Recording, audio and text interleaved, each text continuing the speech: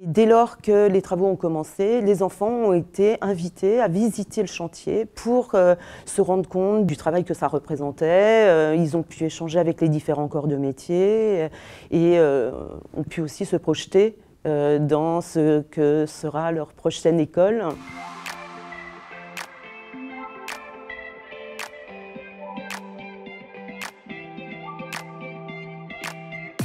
La transition écologique est une priorité pour la ville du Mans. Nous avons effectivement le besoin de travailler sur ce sujet-là. Et ces bâtiments ont fait l'objet d'un diagnostic pour définir les priorités. Donc on déroule dans l'ordre de ce diagnostic pour améliorer les performances énergétiques de nos bâtiments. La première étape a été de mettre en place une école éphémère. Et ensuite, le terrain était libre pour permettre justement de détruire tout l'intérieur. Il ne restait plus que les 4 murs et le toit. Donc une isolation de la couverture qui a été complètement déposée.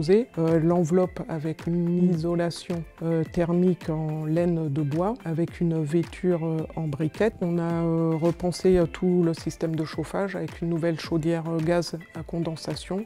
On a changé l'ensemble des luminaires, tout ça passé en LED. Qu'il n'y avait pas avant, c'était des correcteurs acoustiques en plafond, donc en fibre de bois. En termes d'économie d'énergie, un objectif de réduction de 60% de la consommation du gaz et 40% pour l'électricité. Nous avons fait appel à la Banque des Territoires pour un emprunt qui s'élève à 1,4 million. Le fait de travailler comme ça avec une maîtrise d'œuvre interne, nous, ça nous permet d'être tout de suite en contact avec les usagers de manière facile et simplifiée. Alors au Mans, nous avons entrepris la rénovation de nos espaces extérieurs d'école.